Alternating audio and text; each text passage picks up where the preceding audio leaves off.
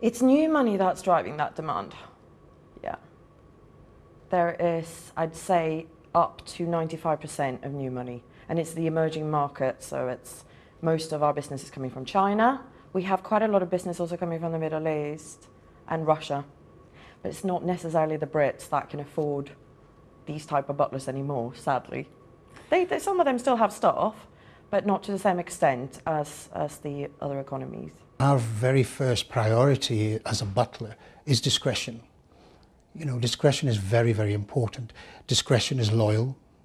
If you're loyal to your principle, as we call it, you know, it's trust is very, very much the bond that you build up. So you always start off, if you've got 4 or 5 people and you're serving champagne, always do a very small drop to start with.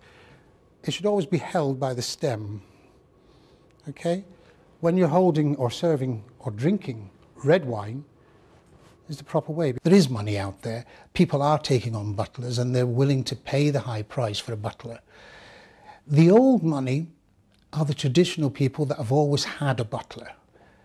They just won't pay the dollars that the other people are willing to spend. Before you start the polish thoroughly, and these edges with the toothbrush.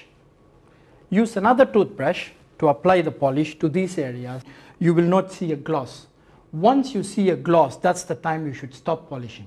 And that's the time you should start polishing with the brush and then buff. The skills of what a butler does are assailable in the job market. That's why I'm here.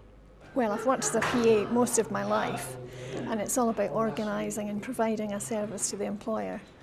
And as you progress in being a PA, the jobs become more erratic, let's say, or the requests become more erratic. So I think it's probably a good time in my life to actually be trained as a butler and be able to provide the whole package.